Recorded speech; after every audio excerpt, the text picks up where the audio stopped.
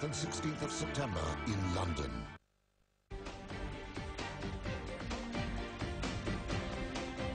The Florida controversy is casting a shadow over one of the biggest holidays on the Islamic calendar. Muslims are celebrating Eid, the day marking the end of the holy month of Ramadan. Now, many would rather rejoice in their religion than focus on its critics.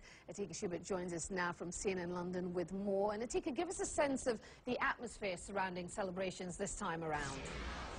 Well, it has been overshadowed a little bit by this controversy. We just came back from the Ahmadiyya Mosque just outside of London here, and they had thousands of people coming there for what is really the last Friday prayer before the Eid al-Fitr Mosque. And they had a sermon that touched slightly on the subject, but most importantly, this mosque basically took the initiative to bring in religious and community leaders to speak about this and make a joint protest statement. And one of the interesting things is Muslim leaders say while they were very hopeful that this Quran burning would be canceled, they were also dismayed to find that it may come at the cost of the location of the mosque near Ground Zero.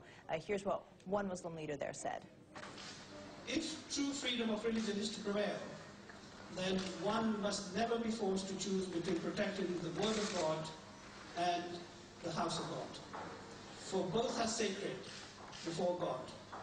So it's also a home to sadness.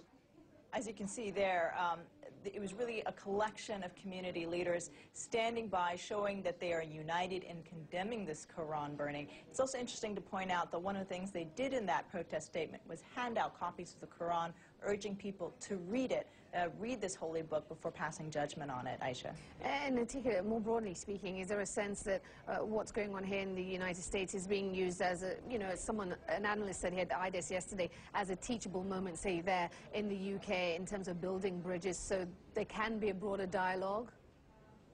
I think definitely so. One of the interesting things is we talked to people after Friday prayers that came out, and it was interesting to note that one man told us, it's an incident that cannot be ignored. It has to be condemned. And he was really encouraged to see that most Americans condemn the Quran burning, and he was really encouraged by the comments by President Obama and by Secretary Clinton. And so in that sense, I think there has been a bit of bridge building. It's encouraging for some Muslims to see that Americans are willing to stand up and condemn this. Atika Schubert joining us from London. Atika, thank you. Well, while Eid is usually a time of joy,